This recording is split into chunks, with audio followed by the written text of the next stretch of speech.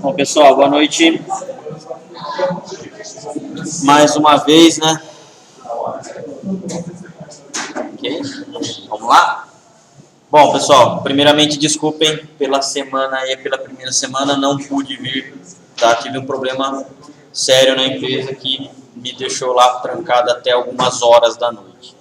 Mas enfim, às vezes acontece mesmo.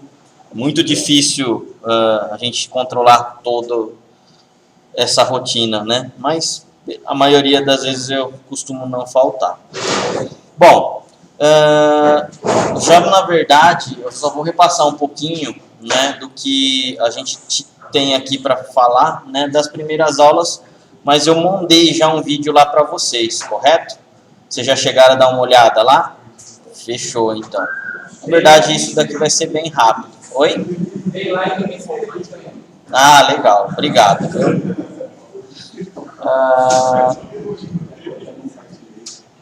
Bem, tudo. Bom, a disciplina em si, pessoal, né, é a disciplina de algoritmos. Ela é uma disciplina base, na verdade, para todo o resto do curso de vocês. Qualquer parte de programação que vocês estiverem vendo, vai ser em cima de algoritmos que isso daí vai rolar, né? Então, ela é uma disciplina um pouco chata, infelizmente, mas é essencial. Para o curso de computação, eu diria que é a base mesmo para vocês pegarem e compreenderem o restante das outras disciplinas, tá? Apesar de ser uma disciplina chata, né, no início, depois a gente vai começando a ver resultados. Isso daí torna a disciplina depois mais legal. Por quê? Porque, obviamente, a gente vai usar algumas ferramentas um pouco mais palpáveis. Tá? A disciplina em si ela é teórica, ela é 100% teórica. Mas aqui a gente vai utilizar algumas outras, né, para complementar, obviamente, para ajudar um pouco mais, né, que vocês vão ver alguma coisa mais palpável. A gente não vai chegar a ver linguagem de programação. Tá? Essa disciplina, para o curso de engenharia, eu leciono ela junto com linguagem C. Boa noite. Então, ela torna-se pesada por causa disso. A parte de engenharia, ela estuda algoritmos em linguagem de programação, mais linguagem C. Então, fica bem pesado. Tá? Aqui não, aqui, como o curso de vocês, né, é focado para essa parte, eles dividiram. Então, provavelmente, vocês vão iniciar em laboratório em linguagem C realmente só o semestre que vem.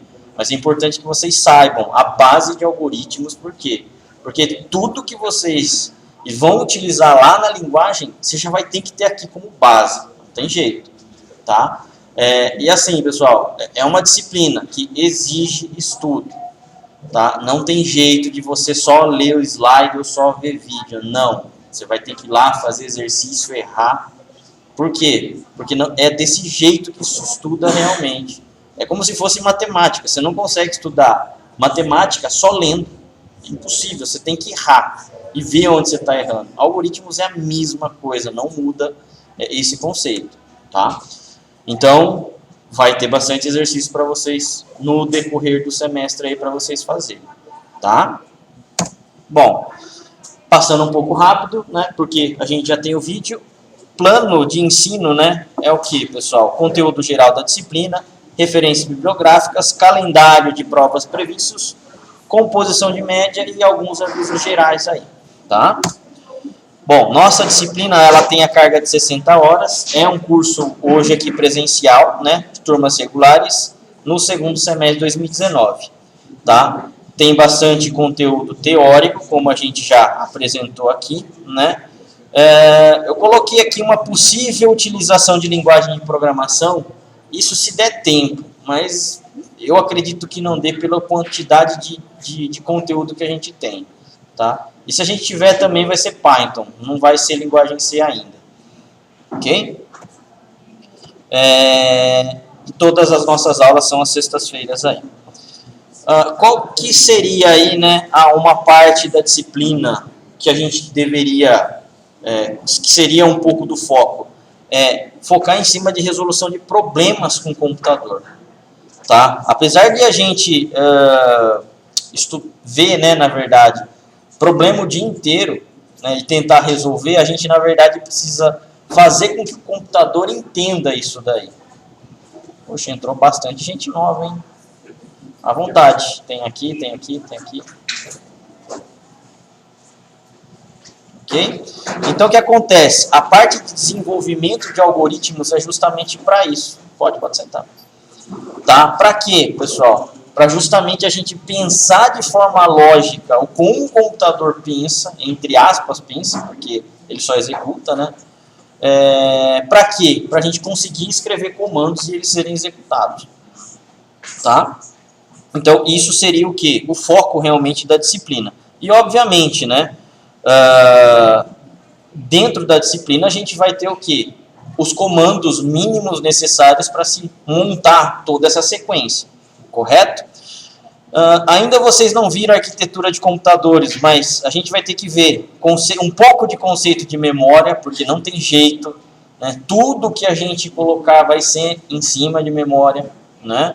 Tudo que a gente querer guardar o dado, né? Quando a gente quiser guardar o dado e trabalhar com ele, vai ser memória, né? Tipos de dados, operadores, atribuição e escopo de variáveis, entrada e saídas, estrutura de decisão, estrutura de repetição e teste de mesa. Isso daqui, então, seria o macro que a gente precisaria ver e percorrer durante todo o semestre aí, tá? A parte de entrada e saída é bem tranquila, né? Entrada é o que realmente a gente coloca de dado dentro de um computador e saída o que ele vai responder para a gente, tá? Não necessariamente em vídeo, poderia ser em impressora, poderia ser em arquivo, poderia ser em qualquer outro tipo de saída aí, né?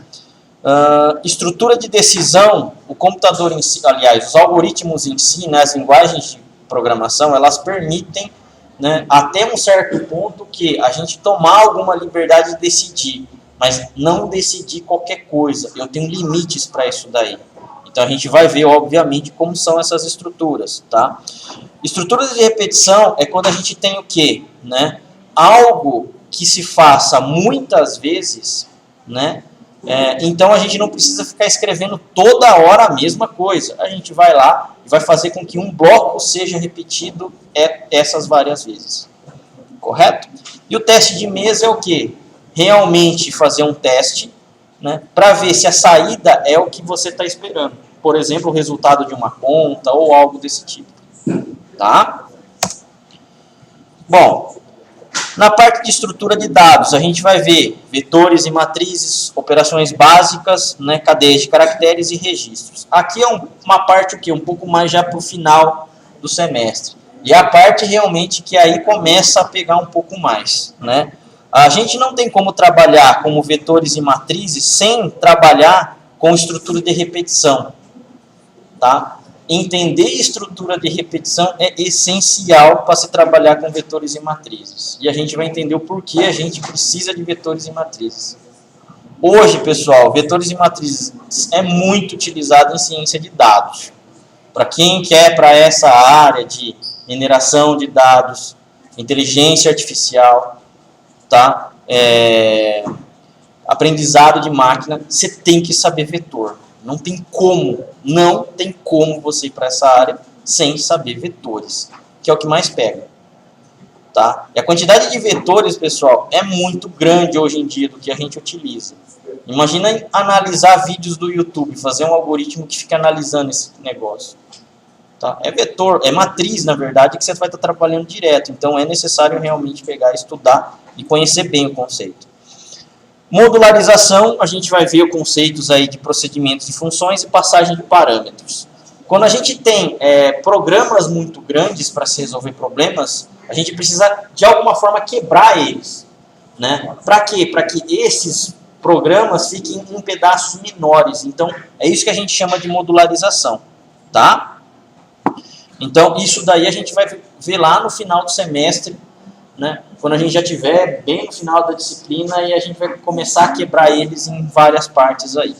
Tá? Em linguagem de programação, a gente faz isso já quase já no início, porque não tem como você iniciar um programa sem ele estar dentro de uma função, na verdade.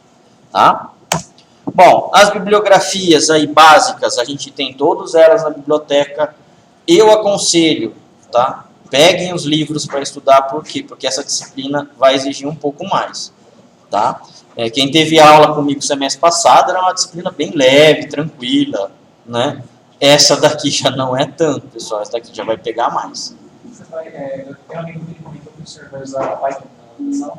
Então, se der tempo, eu utilizo o Python quando a gente está em laboratório de programação. Aqui é algoritmos, é um cara antes ainda, é uma disciplina antes. Se der tempo, eu utilizo. Se não, cara, vamos ter que deixar o semestre que vem, tá? Bom, esses livros aqui, a gente então tem na biblioteca. Um livro que eu gosto bastante, Forbellone, Lógica de Programação. Tá? Então, para quem está aprendendo agora essa parte de algoritmos, ele é um cara legal. Tá? Iniciação à lógica matemática também vai ensinar mais ou menos a parte mais lógica que a gente utiliza aí, né, para a parte de programação. O livro do Manzano também é legal, mas eu não utilizo tanto ele, tá? Complementar algoritmos estruturados, quando a gente já está mexendo um pouco mais com arquivo, tá? Que não vai ser o nosso caso, a gente vai ver uma boa parte da lógica mesmo, arquivo vai ser só o final do semestre.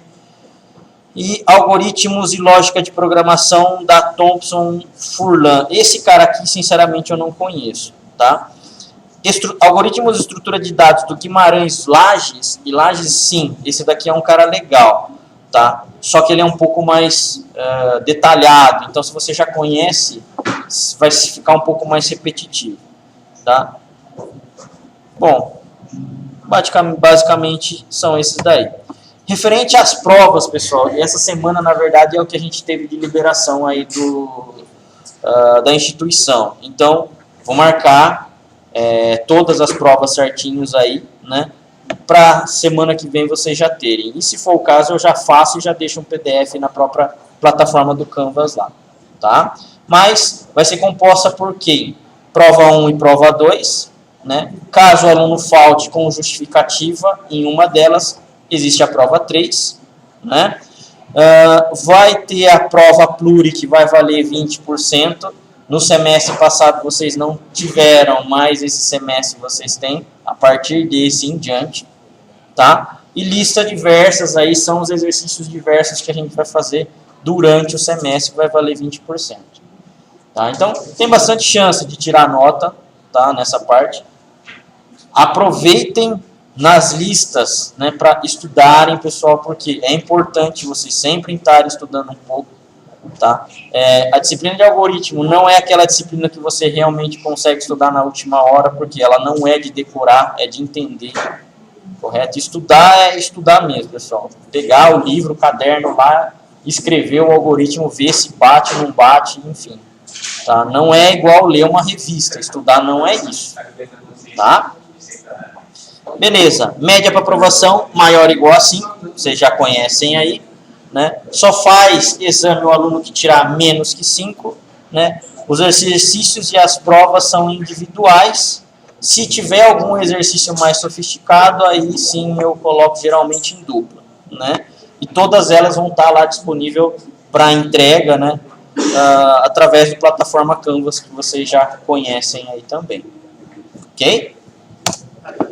Bom, trabalhos e atividades deverão ser entregues através somente da plataforma online e frequência mínima de aula é de 75%, correto?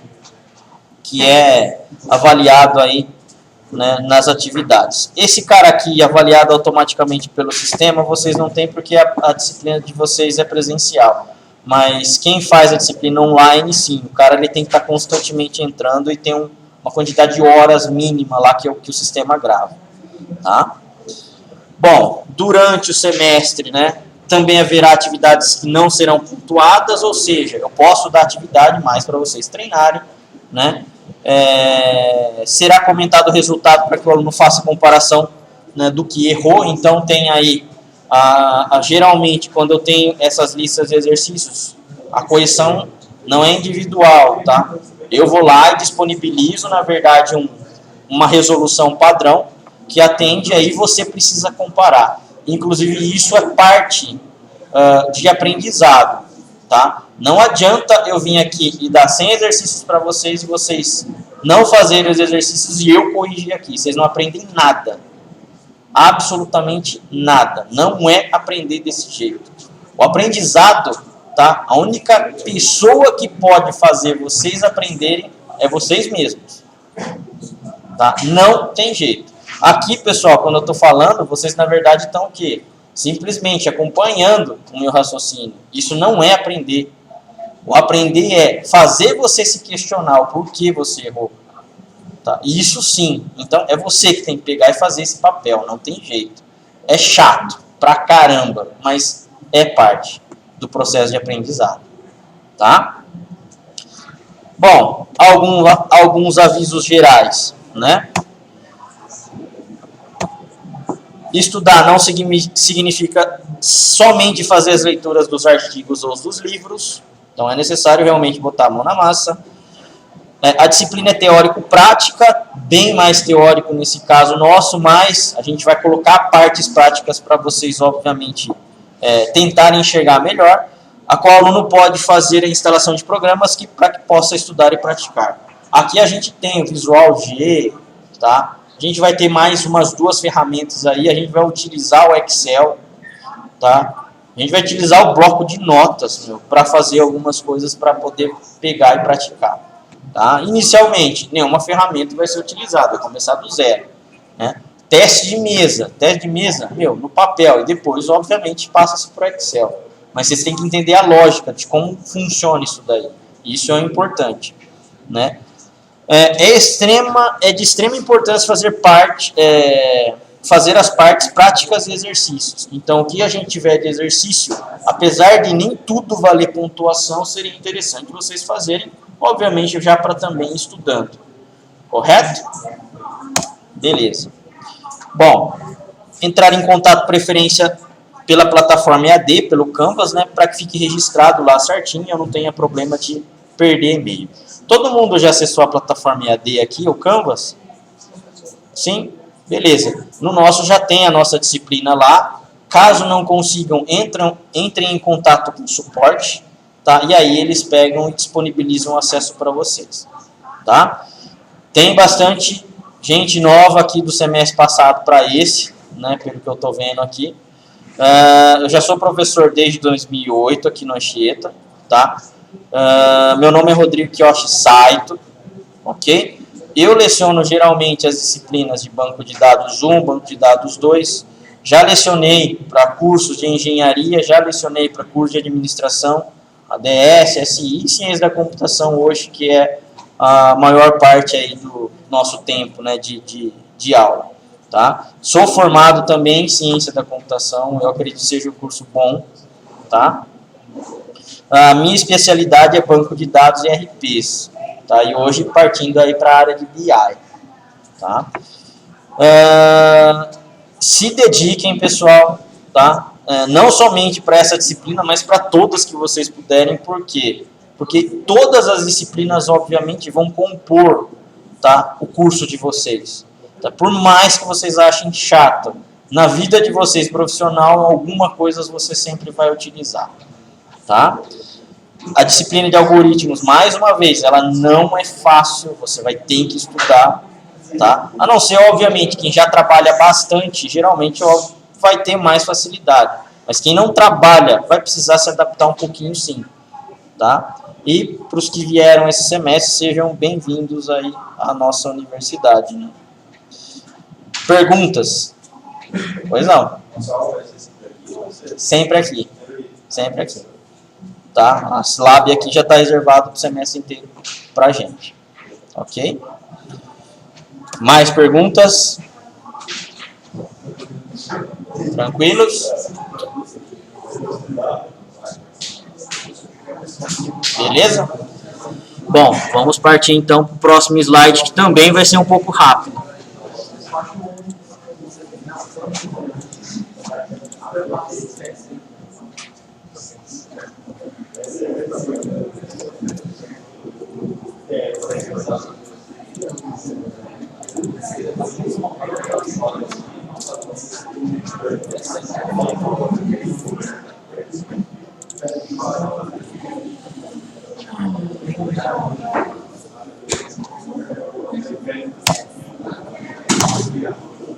Bom, isso daqui também já tinha lá em vídeo, tá, pessoal? Então aqui a gente só está dando uma reprise aí.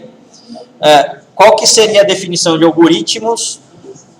Uma sequência finita de operações, quando executadas em ordem estabelecidas, atingem um objetivo determinado em um tempo finito. O que acontece então, pessoal? Tudo o que a gente vai, na verdade, fazer na nossa vida é baseado em algum tipo de algoritmo. Por quê? Porque tudo tem um começo, meio e fim. Tá? Isso é muito importante. Eu sempre vou ter um começo, meio e fim. Tá? Isso para o algoritmo é fundamental. Existe sequência finita de operações. Essas sequências finitas são nós que montamos o nosso dia a dia. Para um computador, basicamente a mesma coisa. A gente precisa colocar isso daí numa sequência também, as operações. Tá? Caso elas não estejam na sequência, eu não consigo atingir o que eu quero, o objetivo. Tá? São executadas em ordem estabelecidas em um objetivo determinado, né, em um tempo finito. Então, toda essa sequência de comandos, essa sequência de instruções, ela tem um tempo para ser o que? Executada. Tá? Por mais que eu tenha um fim, às vezes o meu tempo ele tem que ser o que? Medido também. Correto? Isso é muito importante. Hoje, os algoritmos eles têm o que, pessoal? Hoje a gente tem complexidade muito grandes, né? São complexos hoje os nossos programas e às vezes eu não tenho tempo do que? De executar todos num tempo que eu quero, né? Então, por exemplo, quando eu tenho quando eu tenho uma massa de dados muito grande para ser analisada, tá? Beleza, eu sei que ele vai terminar em um tempo, mas esse tempo é grande também para ser processado, tá? Imaginem quantos vídeos no YouTube são colocados por, sei lá, minuto no mundo. Tá? Ele tem que ter um tempo, obviamente. O algoritmo do YouTube ele tem que ter um tempo para quê? Para renderizar tudo que está sendo o quê? Está sendo feito o upload. Tá? É um algoritmo, a verdade, que está fazendo esse papel. Ok? Então, deve atender os seguintes requisitos: possuir um estado inicial, consistir de uma sequência lógica finita de ações, produzir dados de saída corretos e possuir um estado final previsível.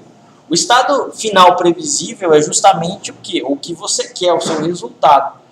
Tá? Se você faz um algoritmo para fazer o cálculo, tá, de uma média aritmética de média, é a média que você quer. Então, isso seria o seu estado previsível.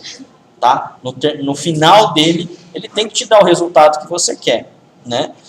Consistir de uma sequência lógica finita, que é o que a gente comentou bastante, produzir dados de saída correto. O algoritmo, por mais que às vezes seja bem feito, ele pode não estar funcionando corretamente. Não quer dizer que simplesmente ele rode ou funcione e que ele vai estar correto. Tá? Por quê? Porque dentro do algoritmo existe uma coisa, né, bastante importante, que é a parte da lógica. Se a sua lógica não estiver correta, obviamente, o seu resultado também não vai estar correto. Tá? Então, o seu programa ele pode até compilar, rodar. Não quer dizer muita coisa. Tá? Ele tem que estar com o resultado correto para que você consiga fazer com que esse programa possa ser utilizado por outras pessoas. Correto? Além de definir algoritmos para resolver problemas do dia a dia, podemos também desenvolver algoritmos que possam ser transformados, total ou parcialmente, em programas a serem executados em computador. Algoritmo, pessoal, é uma coisa da nossa vida, não é só de computador. Se você tem que fazer o quê? Ir à padaria, que é uma tarefa muito simples. Você não tem que pensar logicamente como você vai fazer para ir à padaria?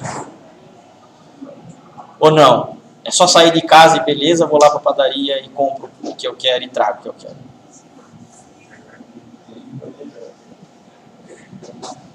Você não tem que, no mínimo, levar dinheiro para pagar a padaria? Então, você já tem uma sequência aí a ser executada. Você tem que estar vestido, não tem, para ir à padaria? De preferência, sim. De preferência, vestido para ir para a padaria. Então, o que acontece? É outra sequência lógica que você vai ter que fazer, vai ter que colocar lá. Ah, legal. A padaria é longe ou é perto? Ah, se a padaria é longe, então eu tenho que ir de bicicleta, ou tenho que ir de moto, ou tenho que ir de carro. Se for perto, dá para ir a pé. Olha só, são variáveis. Mas está chovendo lá fora ou não? Está fazendo frio ou não? Agora, inclusive, está, né?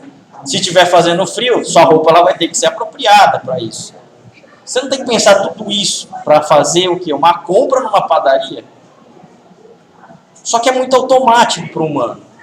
Para o computador não vai ser assim. Vocês vão ter que especificar tudo para ele. Ele não faz nada sozinho.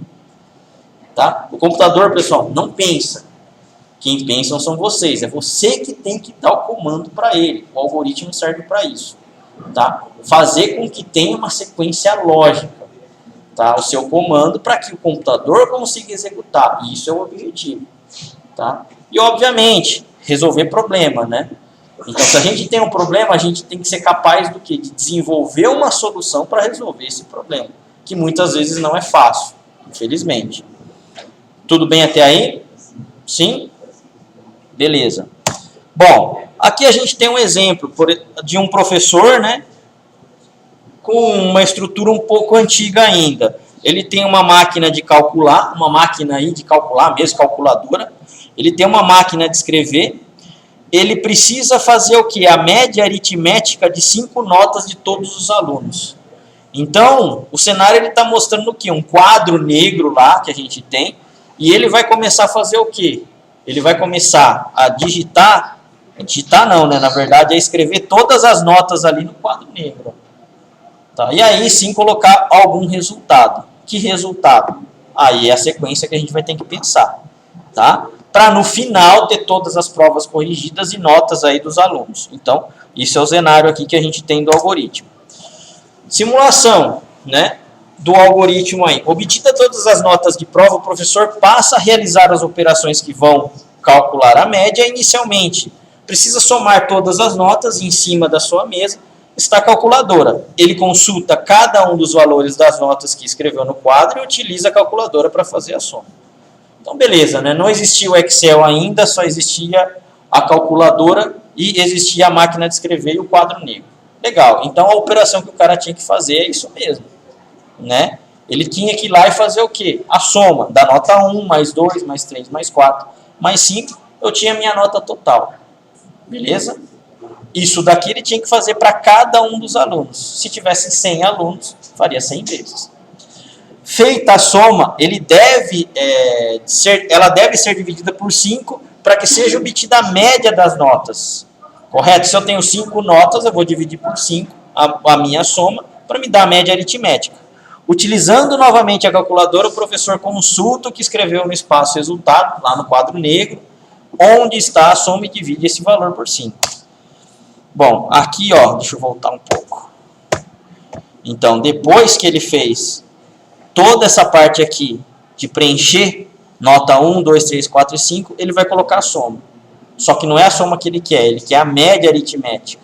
O que ele faz então? Da soma total das notas divide por 5 e depois aqui ele apaga e escreve a nota real.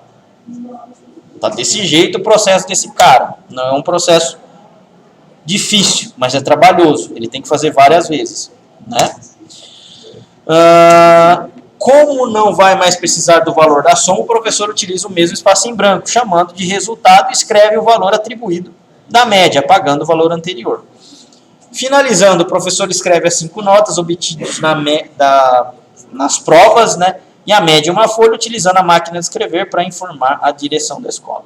Então, depois que ele pegou, fez toda a parte de escrever as notas, fazer a média, ele vai ter que pegar e datilografar tudo isso daí. Alguém conhece máquina de escrever aqui? Beleza. Beleza. Muito legal, pessoal. Simplesmente o teclado que vocês conhecem hoje veio desse cara, tá? Podem ver que todas as posições são iguais da máquina de escrever para um teclado de hoje em dia. O teclado é o cara que menos evoluiu hoje em hardware. Desde hoje. E olha que tem uns teclados bons, né? teclado gamer lá que só falta voar a hora que você está jogando. Mas, cara, caríssimo. Mas é o cara que menos evoluiu. Pois é. Aqui então, ó, é o exemplo ali do que ele tinha de nota, escreveu o resultado ali, a soma, e depois ele pegou, apagou o próprio resultado da soma e começou a escrever as médias aritméticas, já que a soma para ele não interessava, correto? Beleza, então isso daí é uma sequência que foi executada por esse professor de meio manual, não deixa de ser um algoritmo, tá? Foi totalmente feito manual, sem ajuda de computador nenhum, e é um algoritmo. Tudo bem até aí? Beleza. Bom, sequência de tudo isso daqui que ele fez. Ler a nota da primeira prova, escrever em nota 1. Ler a nota da primeira prova e escrever em nota 2. E assim vai. Vai escrevendo ali as notas de todas as provas aí com as seus devidos valores. Depois que ele fez isso, somou todos os valores escritos, né? Nota 1, nota 2, 3, 4, 5, beleza? E fez a soma, num canto ali, no canto direito da lousa. E fez a divisão, né? Depois desse valor, por 5, para me dar o quê? A média aritmética ali. Então, no mesmo espaço, ele utilizou tanto para fazer a soma, quanto para escrever a média aritmética. Beleza, até aí não tá errado. Usando a máquina de escrever os valores contidos em nota 1, 2, 3, 4, 5 e o resultado, e depois, finalmente, ele entrega para a direção da escola o que ele datilografou tudo ali no papel. Tá? Que seria a terminação da tarefa dele. Beleza? Sim? Tudo isso, então, é uma sequência. A gente comentou, então, da sequência de comprar um pão lá na padaria, a gente comentou aqui, outra sequência de o professor manualmente fazer média de alunos de uma sala e entregar para a direção. Na vida de vocês conseguem enxergar mais alguma coisa que tenha sequência lógica? Vim para a escola, é uma boa causa. O que mais? A sua própria rotina do dia a dia. Quem trabalha tem que traçar lá o seu perfil, não tem? Aonde está mais... Hoje o Google ajuda bastante ainda, né? Ele já avisa quantos minutos de antecedência tem que sair, né? Se o trânsito está ou não caótico em determinada via. Tá? O Google já faz muita coisa, de graça para a gente, né? Enfim, não é tão de graça assim, mas a gente pensa que é e está tudo certo. A gente tem que ter uma sequência para isso daí, correto? Então, essa sequência são todos algoritmos, tá? Como estamos muito acostumados com isso, não percebemos. Para um computador é diferente, a gente tem que fazer de qualquer jeito, senão ele não vai executar. Ok? Essa sequência de operações caracteriza o algoritmo, sendo que todas as ações devem ser realizadas nesse algoritmo e podem ser executadas por um computador. Bom, a tradução desse algoritmo para uma linguagem de computador possa interpretar gera um programa que deve ser executado pelo computador. Logicamente, um programa em si, né, ele já é uma sequência logicamente definida e compilada, que a gente chama. Eu preciso já dar comandos que o computador entenda para ele executar essa rotina. É o que a gente chama, então, de programa ou software hoje em dia. Tá? Então, se eu tenho uma série de sequências já coordenadas, tá? Para quê? Para se executar algo, eu posso pegar e automatizar. Aí sim, a utilização do computador ela é o quê? Bem-vinda. Correto? Eu tenho um padrão, consegui gerar esse padrão, consegui perceber esse padrão e, obviamente, eu estou escrevendo a sequência que deve ser executada. Tá? Bom, simplificação aqui, né, do exemplo do professor. O professor corresponde à unidade central de processamento, o CP, ou mais comumente chamada de CPU, né, responsável pela execução desse programa. Por quê? Porque é ele que está fazendo toda essa parte de escrever na lousa, somar, apagar o lugar lá do resultado, colocar a média aritmética, certo? Fazer a lista lá de todos os alunos. Então é ele que está fazendo tudo isso. Isso está sendo o quê? Sofrendo um processamento. O professor, nesse caso aí do nosso exemplo que a gente viu, está fazendo justamente o papel da CPU de um computador, responsável pela execução desse programa. Essa unidade organiza o processamento e garante que as instruções sejam executadas na ordem correta. Logicamente, depois de 500 provas que um professor está fazendo a correção, ele pode falhar, não pode? Porque ele é humano, pessoal. Não tem jeito. Qualquer coisa, tá, que passa na mão de um humano pode ter erro. Por quê? Porque o humano não é perfeito. Só, mais nada. A máquina, se ele fizer a conta de 500 notas, ela pode errar? Depois que você já tem todos os resultados, já bateram, tá? A máquina cansa, por exemplo? Não. Tá? Pode ter problema em memória, pode ter problema de hardware, isso é outra coisa, mas depois que o seu programa ele já foi exaustivamente testado, cara, o resultado sempre vai ser o mesmo, não muda. Tá? Pode ter variação de dados, isso pode acontecer também, não previsto. Mas enfim, tá? Se o seu programa já foi testado, tá? Ele não vai mudar o resultado. Enquanto você não alterar ele, vai ser sempre o mesmo. Tá? Aí sim a máquina ganha de muito longe do ser humano. Em velocidade de processamento, não tem nem comparação que uma máquina faz do que a gente faz. A gente está anos-luz atrasado em relação à velocidade. Tá? Mas a máquina é burra, ela não faz nada sozinha. Quem faz é um ser humano. Então é aí que a gente ganha. Bom, esquema simplificado de um computador. Vocês vão ver ainda essa parte aqui um pouco mais detalhada, aliás, bem mais detalhadas em arquitetura, tá? De computadores, mas isso daí é a nossa CPU.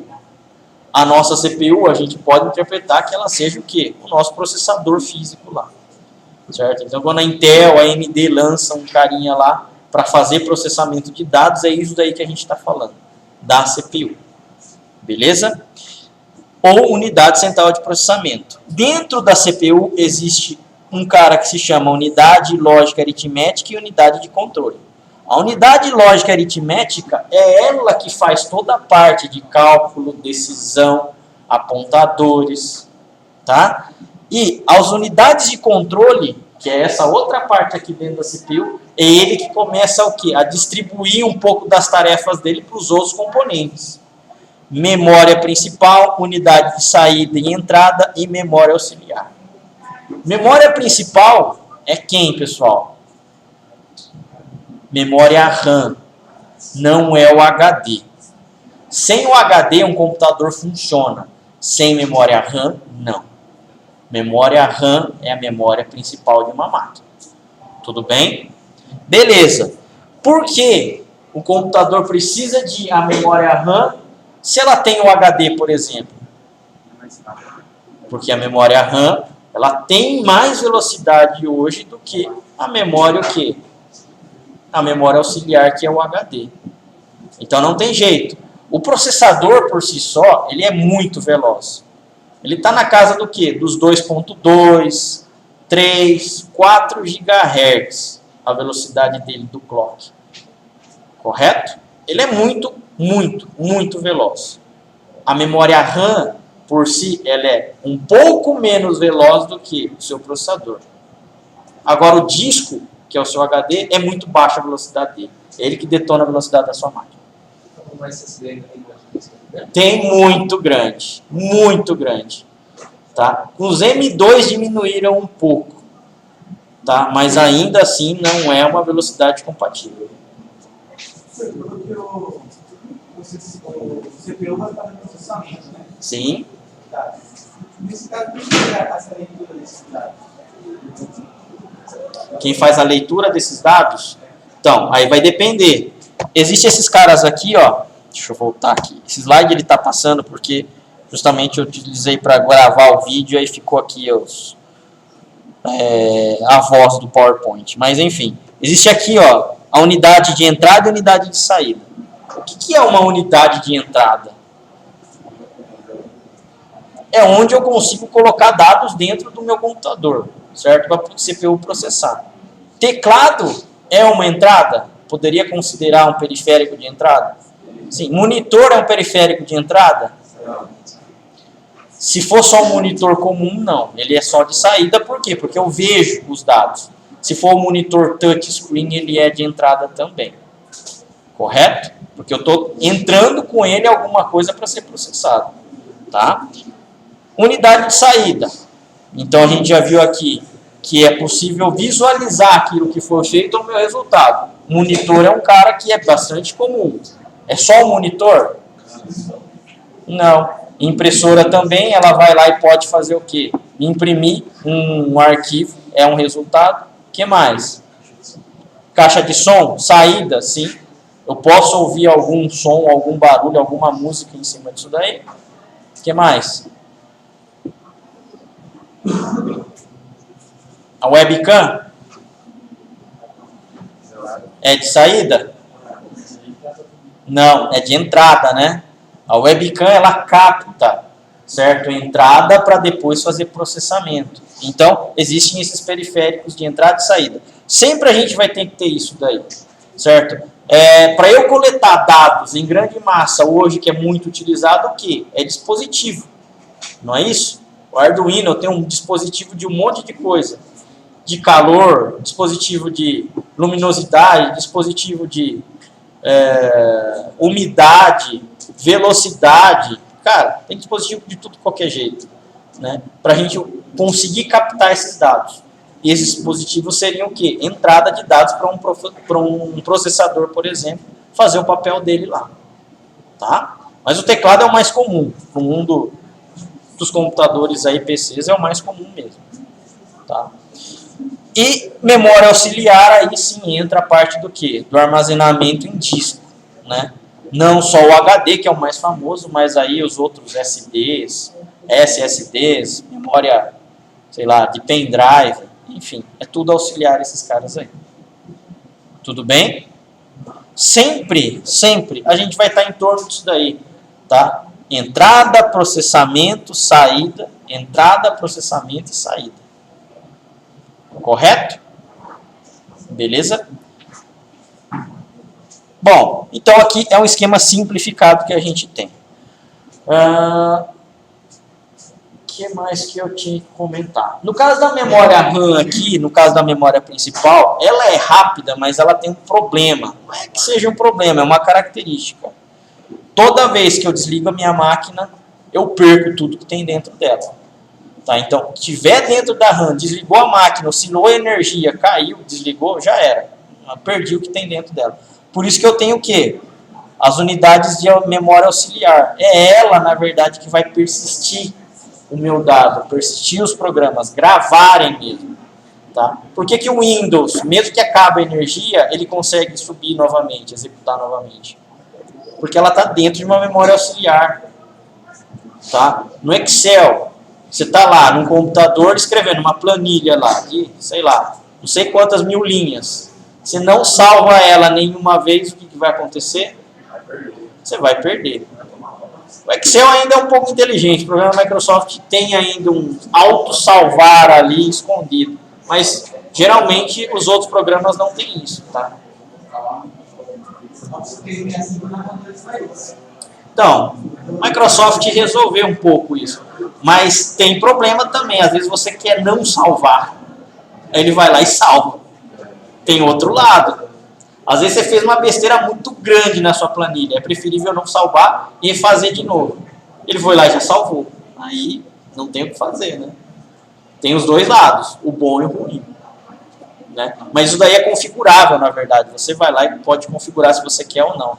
Por padrão, a Microsoft está deixando já na instalação. Mas você pode pegar e mudar essa característica. Tá? Mas na hora que ele salva, ele está salvando aonde? Numa memória auxiliar. Não fica na memória RAM. Por isso que ele consegue ainda recuperar aquela parte lá depois de ter reiniciado o Windows. Tudo bem?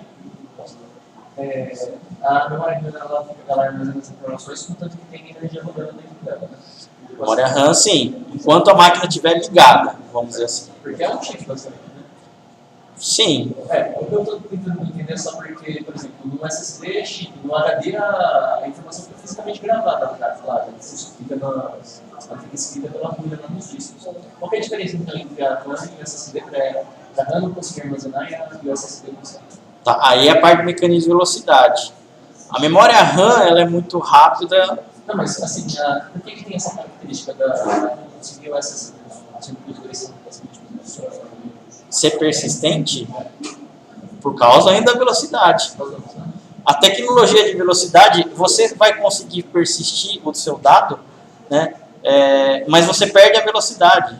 Porque há um tempo de latência entre gravar a informação e não gravar. Na RAM, ela simplesmente precisa só segurar. Ela não precisa persistir. Tá? Mas são diferentes. Exatamente. O SSD ele foi baseado para tentar substituir justamente o HD e não a memória RAM. Tá? A memória RAM, hoje a tecnologia está boa dela. Né? A velocidade está alta. O problema é que também está cara, né? Hoje em dia é cara pra caramba. Se você formata no HD, perde um pouco de tempo, Não, basicamente não, mas você tem um número limitante de quantidade de vezes que seu disco pode ser sobrescrito. Aqui não precisa se preocupar, tá? É grande essa quantidade, mas tem uma quantidade. Tá? Tanto o HD comum, SATA, quanto o SSD. Tá? O SSD é menos, a vida útil é menos. Mas mesmo assim, pessoal, dá para gravar bastante, tá? Ainda em 3, 4 anos vai aguentar, não tem problema. Exato. Aí você perde aquela, entre aspas, trilha. Né? Beleza? Sim? Beleza. Bom, no exemplo anterior foi possível identificar algumas ações que podem ser executadas por um computador, como, por exemplo, obter dado de uma unidade de entrada de dados, leitura, né, no caso, informar um resultado através de uma unidade de saída, no caso que a gente comentou, um periférico seria um monitor, ou resolver expressões lógicas e aritméticas, aqui no caso seriam os cálculos a serem executados, e colocar o resultado em uma expressão, de uma expressão em uma variável. Por que é importante a gente conhecer esse conceito de memória RAM? Porque a gente vai falar sobre variável. O que é variável? É uma coisa que varia, né? Ah, beleza.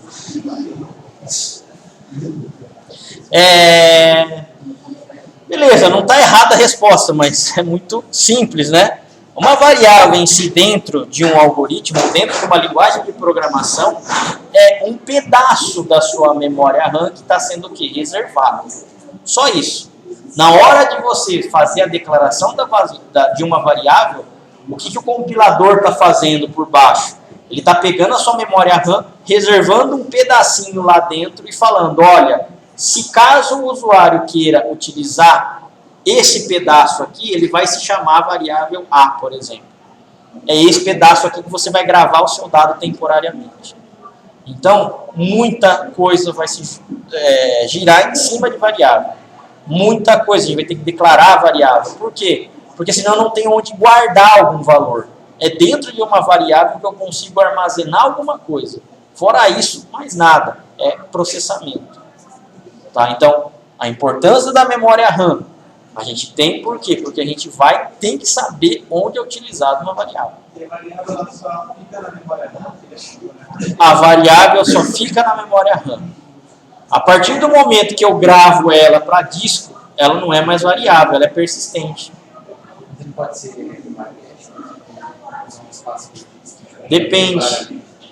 Depende. Geralmente a memória cache são as instruções que o processador utiliza mais. Então, se ele utiliza muito determinada instrução, ele vai lá e coloca para cache para justamente saber o quê? Utilizar ela mais rápido. Mas a maioria é memória RAM. Tá? Então, é isso que a gente precisa, na verdade, entender. Quando a gente liga, por exemplo, o Windows, pessoal, tá? O que é necessário para o Windows ser executado vai para a memória RAM. Tá? Então, é por isso que na hora que você vê lá a parte do Windows, do gerenciador de tarefas dele, eu tenho lá 40, 50, 60% sendo utilizadas. Por quê? Porque o Windows precisa disso. Senão ele não consegue ligar. A partir do momento que eu desliguei o meu computador, memória RAM está zero.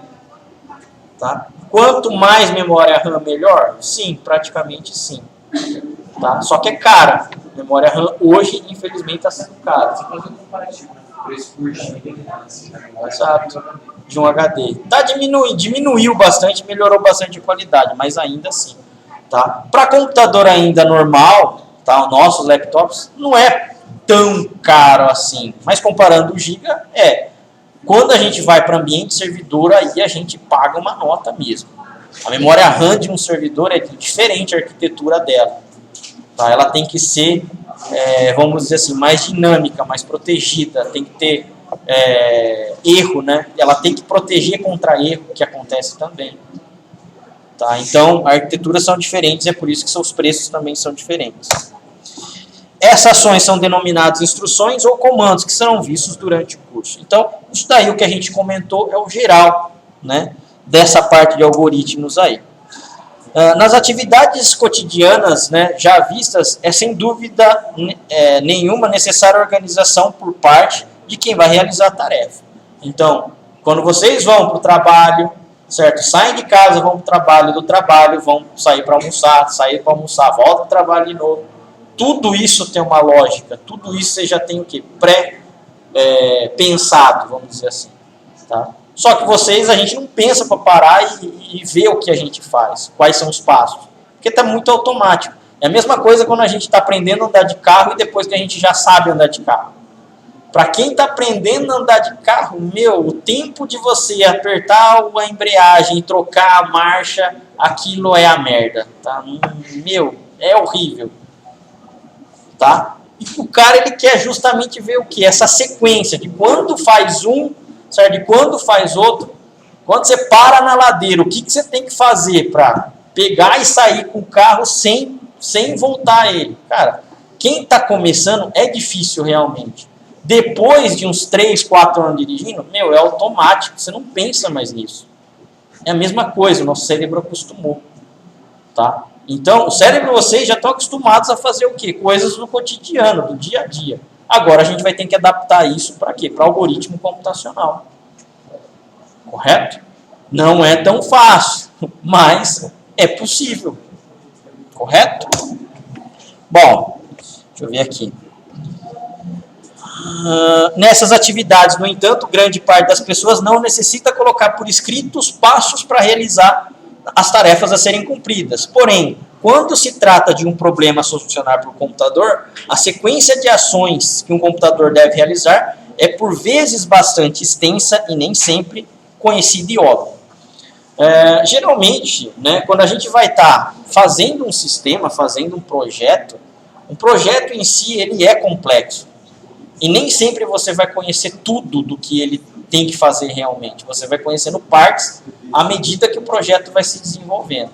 Obviamente, né, quem vai fazer essa parte é o analista lá de negócio, né, que vai estar fazendo o levantamento dos dados, vai estar conversando com o usuário. É ele que vai estar levantando tudo que é necessário para a empresa lá, para automatizar o serviço dela. E nem sempre vai estar claro isso daí. Por quê? Porque é o usuário que está falando para o analista. O usuário nem sempre vai saber o que quer, pessoal. Tá? Então o que acontece? O cara ele vai lá e vai anotar o que ele achar que é. E nem sempre vai estar certo. Correto? Aí o que vai acontecer? Na hora de se programar, tá? Essa dúvida, obviamente, ela não vai ser concreta. O programador ele vai poder ter dúvida ali. O que eu tenho que fazer nessa parte que eu não entendi da documentação? Tá? Então, pode acontecer. Então, nos nossos projetos computacionais, vão haver dúvidas. Isso não tem jeito, dependendo do tamanho do nosso projeto que a gente tiver. Tá? Existem projetos muito complexos. Bom, problemas mais complexos, o recomendado é desenvolver um algoritmo detalhado antes de passar a etapa de codificação, mas problemas mais simples, o algoritmo pode especificar apenas os passos principais. Então, se eu tenho coisas mais simples, é mais fácil de a gente começar o quê? A montar na própria mente. Correto? A gente vai lá e descreve os nossos passos pensando. Agora, quando eu tenho já uma série de passos, aí realmente você tem que pegar e escrever um algoritmo. Tá? A gente não consegue, na verdade, guardar uma quantidade tão grande de comandos numa sequência que a gente precisa aí. Ok? Oi? Cada comando vai ser uma variável? Não. Não necessariamente. Um comando é uma instrução mesmo. Tá? Uma variável é quando, na verdade, eu preciso guardar algum valor. Correto? Então, dentro dos nossos algoritmos vão ter as duas coisas, as instruções e as variáveis. Correto? Se eu preciso guardar temporariamente esse valor para trabalhar com ele mais tarde, beleza, eu tenho que colocar esse valor dentro de uma variável. Ok? Bom, aqui tem lá um vídeo, né, sobre a parte de lógica de programação. Quem quiser, podem assistir, que é um videozinho que ajuda a reforçar um pouco mais esse conhecimento aí. Mais perguntas? Dúvidas? Firmeza? Até aqui, então, a gente acabou a aula passada, tá? Então, só dei aqui uma revisão rápida, a gente vai começar a nossa aula de hoje mesmo.